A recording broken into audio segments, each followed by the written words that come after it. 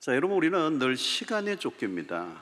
이제 입에서 바쁘다, 바쁘다 이런 말이 참 많이 나와요. 또 한국 사람들이 입에서 가장 많이 나오는 게 빨리빨리 이런 게. 동남아 가면 다 한국말을 못하는 분들도 한국 사람만 보면 빨리빨리. 자, 바쁘다는 건 뭘 의미하죠? 시간의 압력을 받고 있다는 겁니다. 스트레스가 있는 거죠. 우리는 언제나 시간이 부족하고 또 쫓기고 있습니다. 할 일은 많고 시간은 늘 부족해요. 어떻게 해야 되는가? 답은 더 빨리. 이 속도가 중요해진 거죠.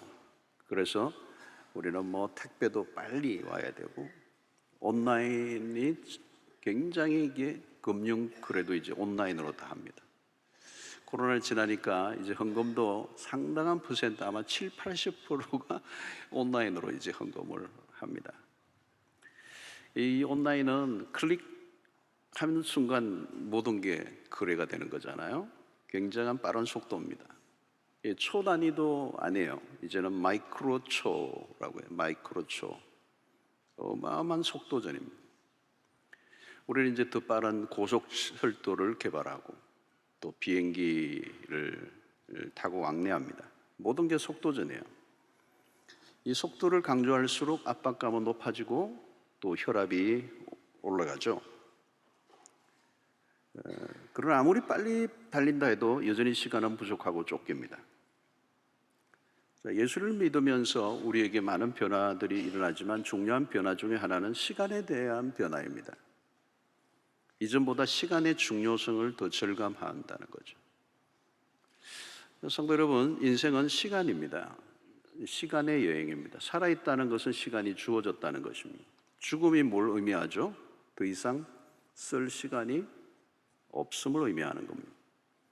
그래서 하나님이 주신 최고의 선물은 시간입니다. 아침에 눈을 뜬 것은 하나님이 하루라는 시간을 주셨기 때문이에요. 내일 아침도 허락하실까? 아무도 모릅니다. 하나님 우리에게 공평하게 하루 24시간을 주셨습니다. 그 시간을 하나님으로부터 받았다라고 하는 이 인식이 굉장히 중요합니다. 그냥 주어진 게 아니고 하나님으로부터 부여받은 시간이다. 이게 그리스도인의 시간관입니다. 하나님은 시간의 바깥에 계시는 분이에요. 우리는 시간 안에 있습니다. 하나님이 시간을 만드시고 시간 안에 있는 인간을 만나시죠. 그래서 하나님의 시간을 창조하신 분이고 또 시간을 주관하시는 분입니다. 그래서 시간의 주인은 우리가 아니고 하나님이십니다. 그 말은 우리의 인생의 주인이 하나님이시라는 말과도 같습니다. 모든 시간은 하나님의 손 안에 있습니다. 그리고 우리는 그 시간의 제약을 받고 삽니다. 이제 인간의 한계는 무엇일까요? 시간의 지배 아래에 있다는 점입니다. 시간은 우리 마음대로 조절할 수가 없습니다. 시간은 그냥 정확하게 흘러가고 있습니다. 아무리 대단한 사람도 시간 앞에는 굴복해야 합니다. 내가 몇 세까지 살 수 있을까? Nobody know. 아무도 알 수 없습니다. 1년을 더 살 수 있을지, 10년을 더 살 수 있을지, 하루를 더 살 수 있을지 아무도 몰라요. 여러분, 시간을 내 마음대로 할 수 없다면 내가 내 인생의 주인이 아니라는 뜻입니다. 나에게 남아있는 시간이 얼마인지 모릅니다. 우리가 겸손해야 될 이유입니다. 돈이 많은 부자나 권력자라도 시간 앞에서는 꼼짝도 할 수 없습니다. 억조를 쏟아부어도 자기에게 주어진 시간을 연장할 수는 없습니다. 우리는 시간에 갇힌 존재입니다. 그리고 우리에게 주어진 시간에는 반드시 끝이 있습니다. 그리고 시편의 기자는 이런 기도를 하나님께 올립니다. 90편 12절에 우리에게 우리 날 계수함을 가르치사 지혜로운 마음을 얻게 하소서. 우리의 날을 계수함을 가르쳐 달라는 거예요. 그 말은 우리의 한계를 알고 살라는 거죠. 한계를 알아야 시간은 귀중해지는 겁니다. 죽음이 있기 때문에 삶은 귀중한 것입니다. 시한부 선고를 받은 환자에게는 하루하루가 의미 있게 다가옵니다. 제한된 시간 속에 산다는 것, 그렇다면 그 다음은 무엇일까요? 삶이란 시간을 주신 하나님에 대한 반응이라고 할 수 있습니다. 주어진 시간을 어떻게 사용할 것인가? 여기에는 지혜가 필요합니다. 지혜가 없으면 시간을 낭비할 수밖에 없습니다. 그리고 인생은 한 번밖에 없습니다. 시간은 되돌리기가 안 됩니다. 돈보다 시간입니다. 사람들은 시간보다 돈을 더 귀중히 여깁니다. 돈을 벌기 위해 시간을 다 써버립니다. 시간을 다 보내고 나면 돈은 아무 의미가 없습니다. 사람들이 막 사는 이유는 그 지혜의 부족인 것입니다. 그래서 오늘 본문 15절은 그런즉 너희가 어떻게 행할지를 자세히 주의하여 지혜 없는 자같이 하지 말고 오직 지혜 있는 자같이 하여 그랬어요. 여기에 자세히라는 단어가 있고요, 주의하여라는 단어가 있습니다. 이것은 시간에 대한 긴박성입니다. 무한하게 주어져 있지 않기 때문에, 시간에 끝이 있기 때문에 시간의 긴박성을 가지고 자세히 주의하여 지혜 없는 자같이 하지 말고 지혜 있는 자같이 하라는 거예요. 그러니까 여기서 자세히라는 말은 신중하여라는 단어입니다. 신중해야 된다. 그렇죠? 그래서 항상 시간에 있어서 신중함의 태도가 필요합니다. 제한된 시간이기 때문에 시간을 사용할 때마다 물어야 합니다. 하고 싶다고 다 할 수 없습니다. 초대한다고 다 갈 수도 없습니다. 누가 감투를 씌워준다고 다 받을 수 없습니다. 매 순간 선택이 필요합니다. 이 지혜는 분별력이죠. 내가 할 일과 하지 않아야 할 일을 분별해내는 것입니다. 그런데 이 지혜가 부족하면 이것을 놓치게 됩니다. 여러분, 지혜가 부족하면 찾아온 기회를 놓칩니다. 그리고 항상 후회가 남습니다. 나폴레옹이 최후의 시간을 보낸 곳이 세인트 헬레나 섬이었습니다. 그곳에서 그는 과거를 되돌아보며 남긴 말이 있습니다. 오늘 나의 불행은 언젠가 잘못 보낸 시간의 보복이다 그랬어요. 그냥 오늘 불행이 그냥 갑자기 온 게 아니라 언젠가 잘못 보낸 시간들이 보복을 하고 있다는 거예요. 이것을 반대로 표현하면 뭘까요? 오늘 나의 행복이 있다면 그저 주어진 것이 아니라 어제 내가 지혜롭게 보낸 시간에 대한 보상이라고 얘기할 수 있는 거예요. 여러분, 우리는 무엇을 결정할 때마다 하나님께 물어야 합니다. 시간이 들어가는 것들에 대해서는 시간을 주신 분에게 허락을 받아야 돼요. 시간에 있어 항상 신중하고 또 신중해야 합니다. 요즘 우리는 무엇을 하든지 너무 많은 선택에 시달립니다. 문제는 정보의 과잉입니다. 결핍으로 인한 문제보다 과잉으로 오는 문제가 더 많아졌습니다. 지구촌에 24시간 온라인으로 연결되어 있습니다. 광고들이 넘쳐 흐릅니다. 곳곳에서 가입하라고 얘기합니다. 최대, 최상, 최고를 보장한다고 얘기합니다. 잘못 선택하면 돈과 시간을 날려버립니다. 여러분, 인생은 주로 그렇습니다. 시간이 있으면 돈이 없고, 돈이 있으면 시간이 없고, 시간과 돈이 있으면 쓸 힘이 없습니다. 시간 관리에 대한 강의들이 많습니다. 바울은 지금 시간 관리를 잘 하라는 말을 하고 있지 않아요. 열심히 성실하게 살라는 이야기를 지금 하고 있는 게 아닙니다. 어떤 사람은 시간 관리를 철저히 해요. 그런데 문제는 그 아낀 시간으로 무엇을 하느냐에 있습니다. 어떤 젊은이가 신호까지 위반하면서 오토바이로 폭주족인데 그렇게 열심히 달려가더니 게임방으로 들어가요. 시간을 아끼는 것보다 더 중요한 것은 시간의 선용입니다. 선한 사마리아에 비유해서 사마리아 사람은 강도 만난 사람을 위해서 자신의 시간과 물질을 아낌없이 베풉니다. 자신이 가야 할 목적지가 분명히 있었지만 그는 가는 길을 멈추었습니다. 예수님의 군중들 속에서 당신의 옷가를 만진 한 여인을 그 바쁜 그 걸음 속에서도 그녀를 만나 주십니다. 여러분, 너무 열심히만 하다가 일만 하다가 과로로 쓰러진다면 그건 시간의 낭비입니다. 마틴 루터는 할 일이 너무 많아, 너무 바빠서 나는 기도의 시간의 양을 늘립니다. 시간의 속도보다 방향입니다. 그것을 결정하게 하는 것이 지혜예요. 인생이 소모품으로 남지 않으려고 하면 매 순간 우리는 하나님의 지혜를 구해야 하는 것입니다. 자, 오늘 16절은 매우 중요한 얘기를 해요. 세월을 아끼라. 세월을 아끼라. 때가 악하니라. 여기 세월을 아끼라라는 이 말의 뜻은 시간을 구속하라. 시간을 돈을 주고 사라.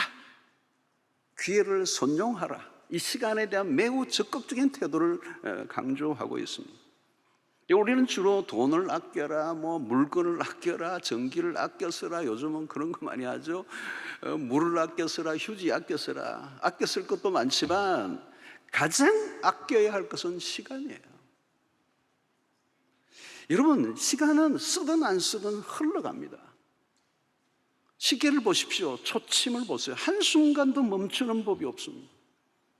분이나 시를 알리는 그 바늘은 잘 이렇게 안 움직이는 것 같아요. 근데 초침이에요, 초침. 요즘은 이 디지털 시계는 그냥 시간만 탁 나오니까 이걸 잘 못 느끼는데, 옛날의 시계들, 특별히 궤종 시계들, 추로 왔다 갔다 하는 시계들은 착각, 착각, 착각, 착각 해요.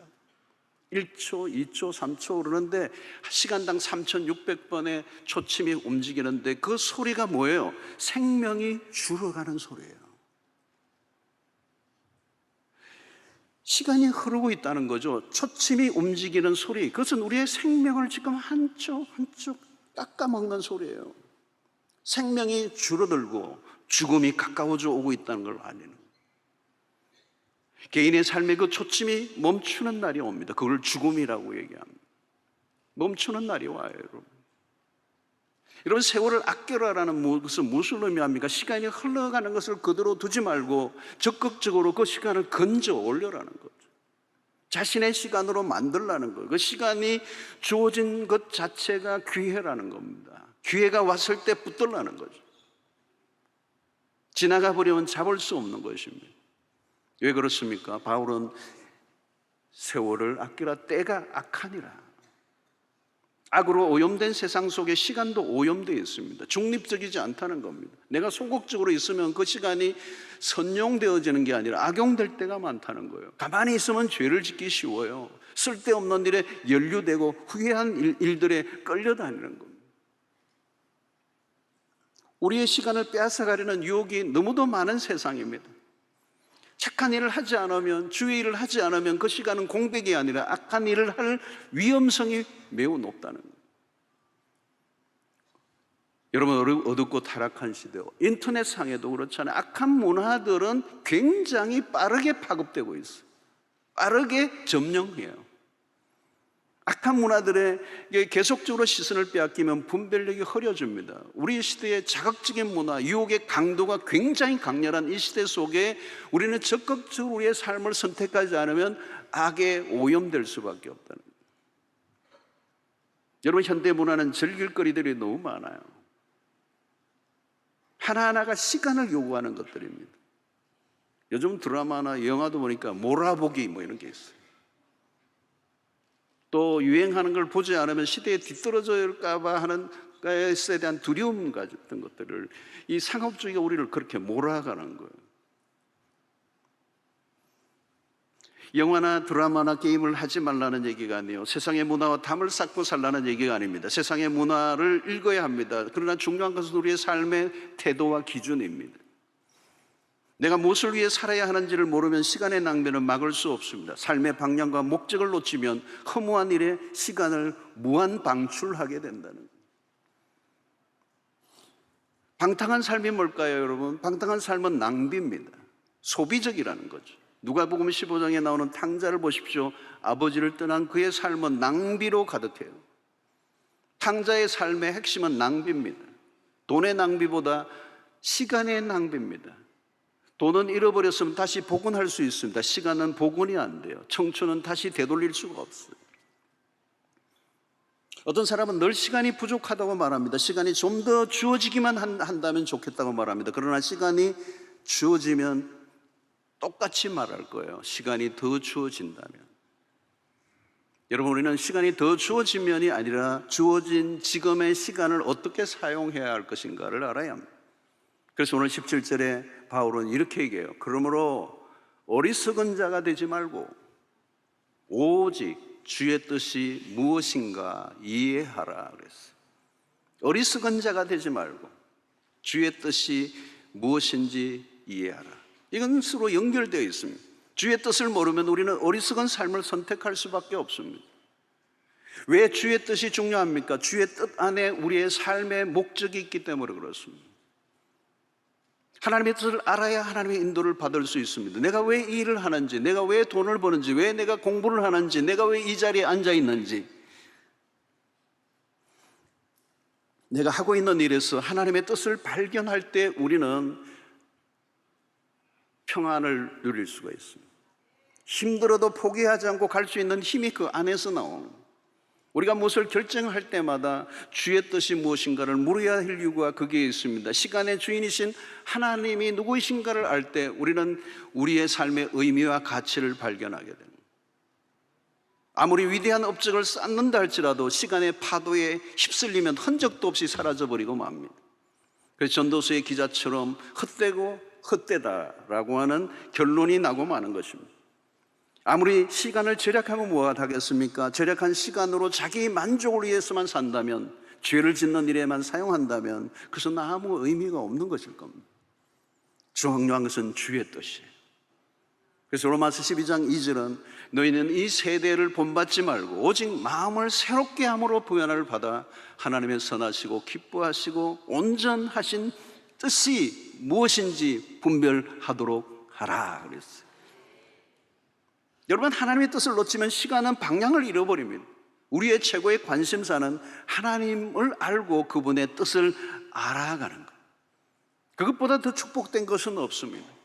여러분, 성공이 무엇이 성공입니까? 성공은 다 상대적인 것들이에요. 내가 아무리 이루어도 그것으로 만족할 수 없는 이유는 그 성공이라고 하는 그 기준 자체가 다른 사람들과의 관계 속에서의 설정이기 때문에 그런 것입니다. 여러분, 우리는 하나님의 뜻 안에서 우리의 삶의 목적이 들어있음을 압니다. 여러분, 인간이라면 누구나 좀 더 나은 삶을 살고 싶어요. 그런데 그것이 무엇인지 알지 못합니다. 그런데 그리스도인들은 누구예요? 모든 것이 주의 뜻 안에 있다. 우리를 향하신 하나님의 뜻을 알고 우리를 창조하시고 구원하신 그분의 뜻을 따라 살아가는 삶, 그것이 우리를 부르신 삶의 이유입니다. 그래서 그런 삶을 살기 위해서 오늘 바울은 결국 우리의 세월 속에 시간을 아끼는, 세월을 아끼는, 때가 악한 이 시대 속에 우리가 어떻게 살아야 될 것인가에 대한 결론적인 얘기를 18절에 하고 있습니다. 너무도 유명한 구절이죠. 술 취하지 말라. 이는 방탕한 것이니 오직 성령으로 충만함을 받으라. 핵심 구절이에요, 여러분. 이 18절이 굉장히 중요한 구절입니다. 앞으로 이제 5장 전체 그리고 6장까지 이 18절, 5장 18절의 이 말씀이 모두를 커버하는 말씀이에요. 우리의 그리스도인이 그리스도인다운 삶을 살게 만드는 그 핵심적인 비결이 이 18절에 있습니다. 오직 성령의 충만. 바울은 이 성령 충만과 술 취함을 비교하고 있습니다. 술 취하지 말라, 이는 방탕한 것이니. 왜 바울은 술 취하지 말라와 성령 충만을 연결시켜 우리에게 이해를 시키려고 합니까? 여러분, 이 술 취함은 방탕한 것이요, 이 방탕한 시간의 무한 방출이에요. 여러분, 술에 취해 있는 동안에는 어때요? 시간의 개념이 없습니다. 방탕한 삶을 사는 동안에 시간의 개념이 없습니다. 그냥 시간이 막 흘러버리는 거예요. 그래서 성령 충만과 술 취함은 정반대의 현상이 일어나는데, 술 취함은 어리석은 자의 모습의 전형입니다. 바울은 당시 문화의 특성들을 언급하고 있는데, 헬라의 문화 속에 술은 다양한 폐해를 일으켰습니다. 이 술의 신, 포도주의 신이라고 하는 바카스는 사람들의 삶에 깊은 영향을 미쳤어요. 고대 사회에서도 이 술은 엄청나게 사람들의 삶을 지배하고 삶을 파괴시키는, 그래서 술에 취해 흥청망청 폐가 망신을 하고 범죄를 일으켜 감옥에 가기도 하고 노예 생활로 전락되기도 했던, 그게 뭐냐? 술 때문이었던 거예요. 술의 영향력 아래 들어가면 무슨 일이 벌어질지 아무도 모른다는 거예요. 여러분, 술 취함은 타락한 세상의 특징입니다. 방탕한 삶에서 시간은 조금도 귀중하지 않아요. 여러분, 술에 취해 있으면 어떻게 되죠? 통제력을 잃어버립니다. 자기 통제가 안 되면 시간이 가는 줄 모르는 겁니다. 어떤 사람은 술에서 깨는 순간 또 술을 마십니다. 여러분, 오늘 시대의 특징은 뭐예요? 방탕한 시대입니다. 자기의 정욕대로 살아갑니다. 그 자기의 정욕대로 살아가는 삶을 특징적인 게 만든 게 이 술 취함이라는 거예요. 술에 취해 있으면 가는 길도 비틀거립니다. 어디로 가는지 가다가 또 시비가 붙기도 하고, 또 파출소가 보이면 가서 발로 한번 차고, 쓸데없는 일들에 다 관여하고, 과다하게 힘을 낭비하고, 괜히 힘자랑하고.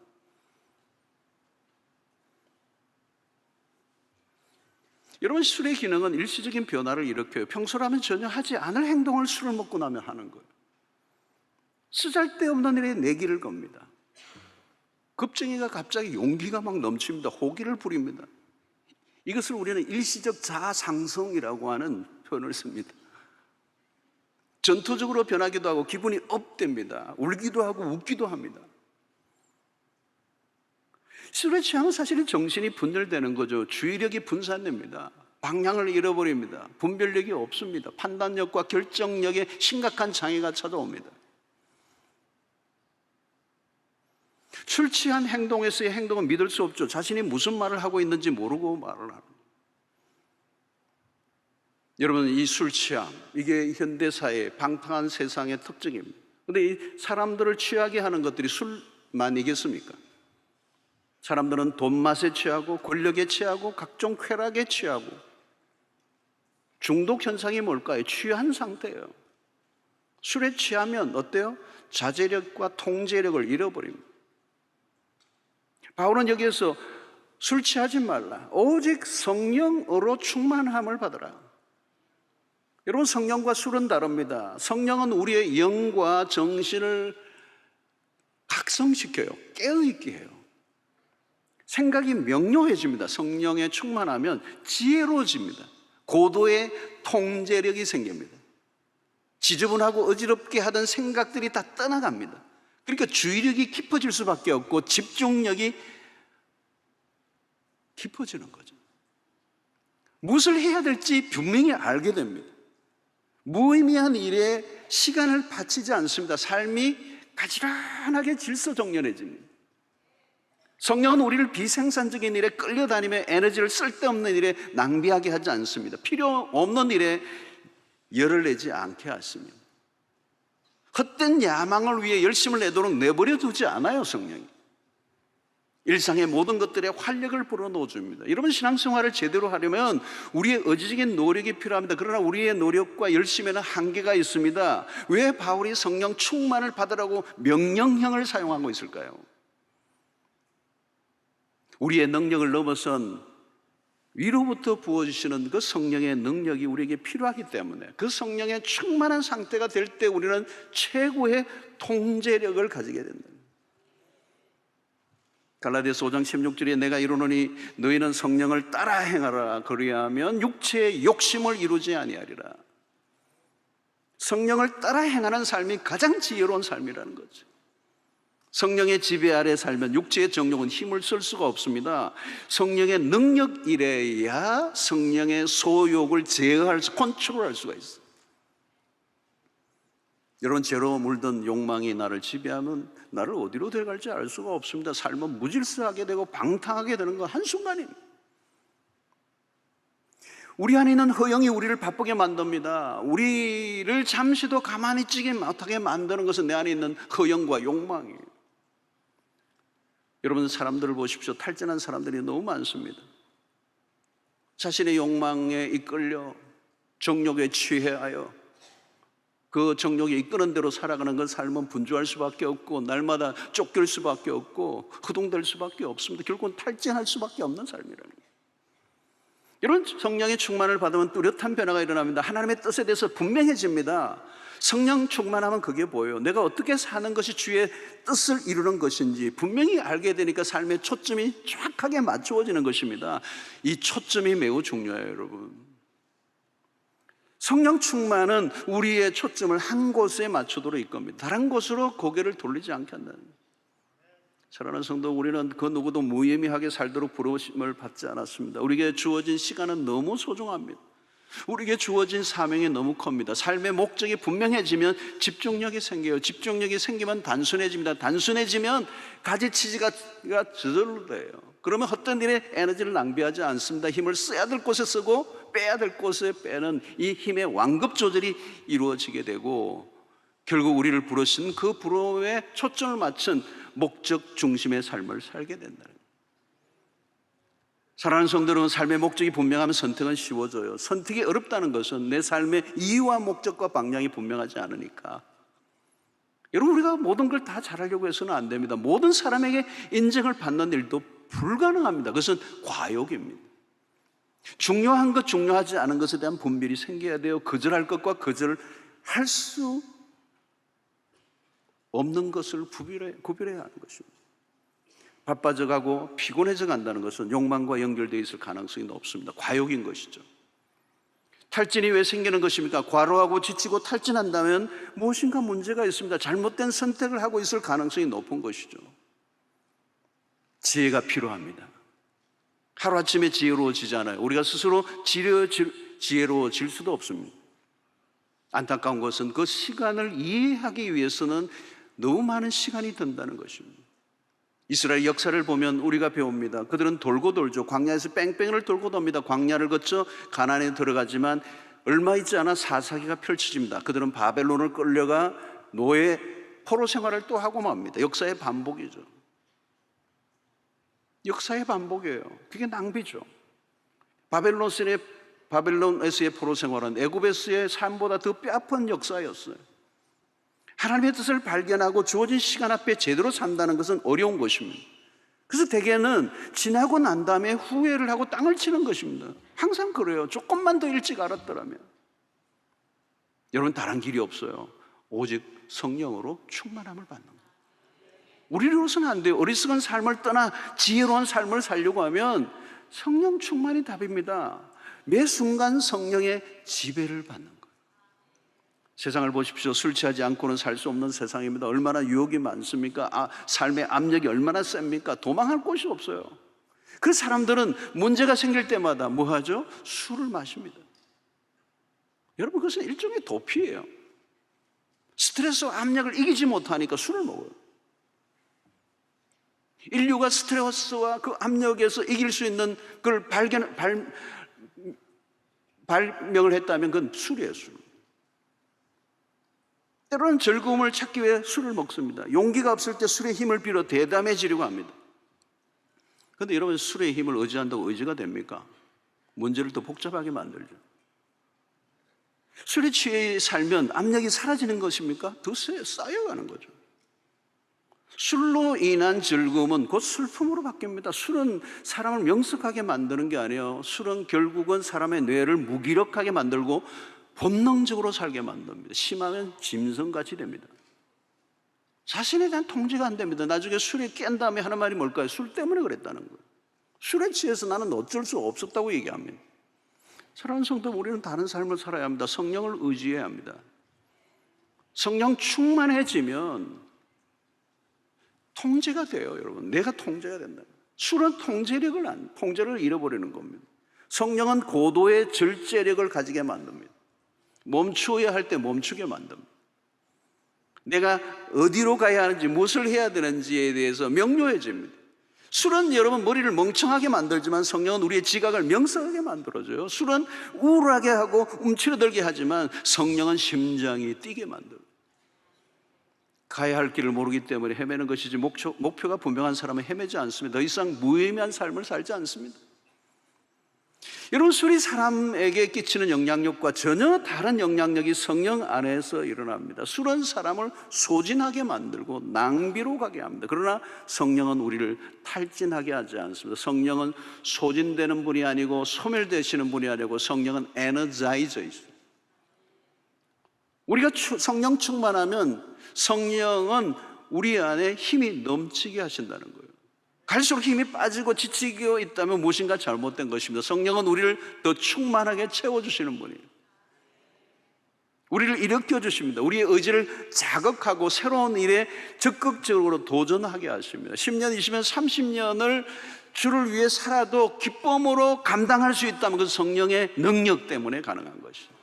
그만두고 싶다고 하는 것이 아니라 앞으로 일어날 일에 대한 더 기대감을 가지고 살아갈 수 있게 만드는 힘은 성령의 능력인 것입니다. 사랑하는 성도는 왜 사람들이 술을 그렇게 좋아하고 술로 행복을 찾으려고 합니까? 안타깝게도 세상은 그것밖에는 다른 길이 없기 때문에 그래요. 그렇게 높은 자리에 올라가고 돈을 그렇게 벌어도 술이 아니면 웃을 일이 없어. 술에 의존해서라도 잠깐 행복을 느껴보고 싶어하는 인간의 모습 속에 우리는 뭘 느껴요? 애잔함을 느끼는 거죠. 그러나 여러분, 술은 결과적으로 우울하게 만드는 겁니다. 우울하게 만드는 거예요. 처음에는요, 술 마시는 분들이 연구를 해보세요, 여러분. 주변에 요즘 뭐 이렇게 바꿔서 자세히 한번 연구해보세요. 살펴보세요. 처음에는 막 다 웃어요. 막 웃어요. 근데 집에 가서는 왜 웃는지를 모르겠어요. 그러니까 술은 결과적으로 우울하게 만드는 거예요. 처음에는 기쁨을 주는 것 같지만 웃고 난 다음에 찾아오는 감정은 슬픔이에요. 우울함이에요. 이 술 먹는 것과 이 성령의 충만을 바울은 지금 대조를 하는 거예요. 자, 여러분, 이게 우리가 공통점이 하나, 다 다른 점이 많은데 공통점이 하나 있어요. 술을 먹는 사람들은요, 언제까지 먹어요? 경험해 보신 분들. 취할 때까지 먹는 거예요. 술은 취하는 맛이지, 그래요. 술이 자신을 컨트롤할 때까지 마셔요. 이것은 같은 원리예요. 우리가 술이 아니라 성령이 우리를 지배하실 때까지 계속 충만을 구해야 돼요. 그러니까 우리의 영이 성령에 의해 압도를 당하는 단계까지 가야 된다. 성령께서 우리를 완전히 통제하시도록 우리 자신을 내어놓아야 돼요. 그래서 우리가 성령의 영향력 안으로 완전히 들어가 있는 상태를 우리는 성령의 충만이라고 그러는 거예요. 그래서 바울은 성령으로 충만함을 받으라. 이게 명령형이면서 현재 시제로 사용해요. 복수고 현재 시제예요. 이게 굉장히 중요한 것인데, 성령을 충만함을 받으라, 이 명령형이에요. 그리스도인으로 성령의 충만함을 받는 것은 어떤 선택의 문제가 아니에요. 반드시 받아야 된다. 이 명령형으로 하는 거예요. 그리스도인다운 삶을 살 수 있는 그 힘은 성령의 충만함에 있다. 그래서 명령형을 받으라 그래요. 그리고 현재 시제예요.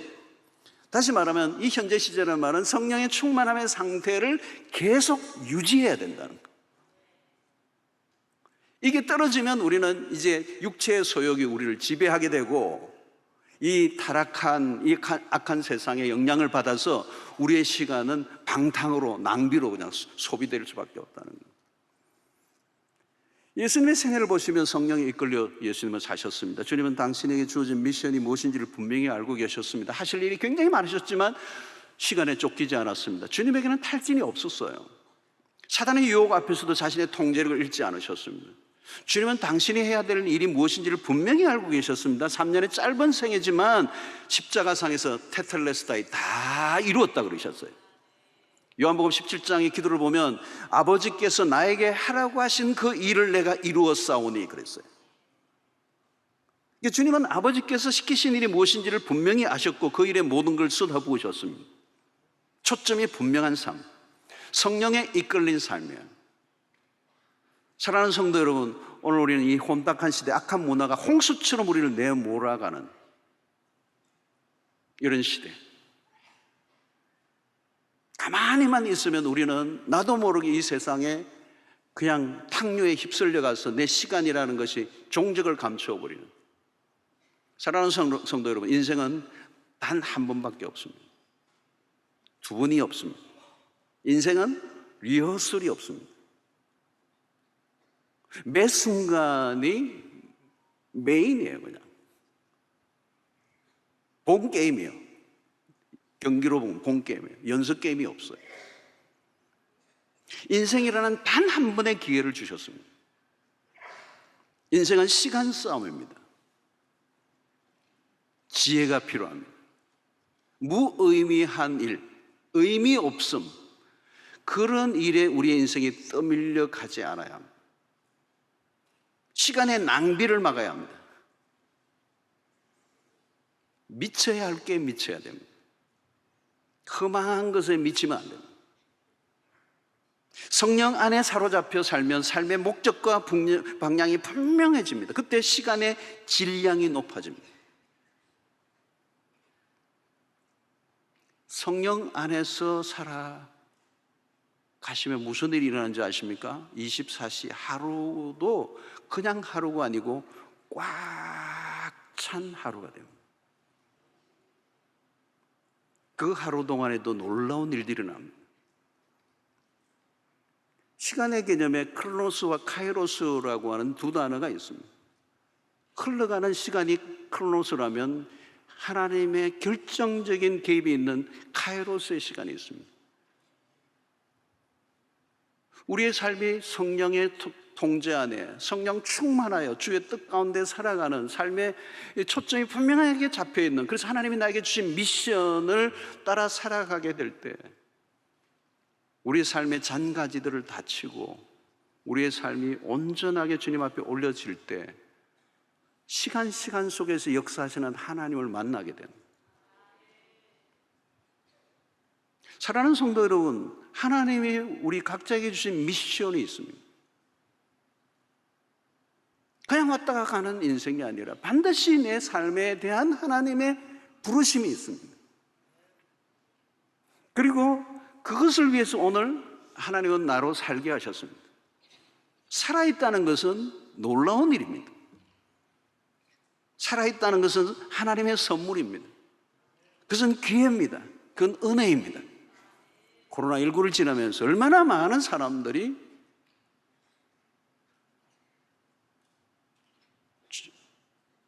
죽음을 맛보았습니다. 살아있다는 것은 기적입니다. 산다는 것은 하나님의 축복이요 선물입니다. 그것은 놀라운 기회입니다. 그것을 하나님이 주셨습니다. 내 삶이 끝나지 않았다는 것은 하나님이 기회를 주신 것입니다. 우리가 하나님 앞에 서는 날 하나님이 우리에게 주신 시간에 대한 평가를 하실 겁니다. 하나님이 물으실 거예요. 너 무엇 하다가 왔냐?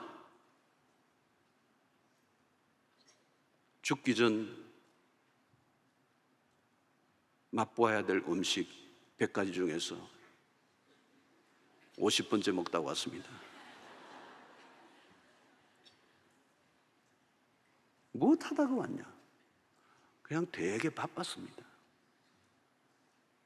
사랑하는 성도 여러분, 그 하나님 앞에 서는 날이 올 것입니다. 하나님은 공평하게 시간을 주셨습니다. 하루 성령 충만한 삶을 산다면 그 하루의 시간의 질량은 24시가 아니라 거기에서 어마어마한 퀄리파이된 시간의 질량을 통하여 하나님의 나라를 위해서, 하나님의 기쁘신 뜻을 위해서 멋있게 살아갈 수 있을 줄로 믿습니다.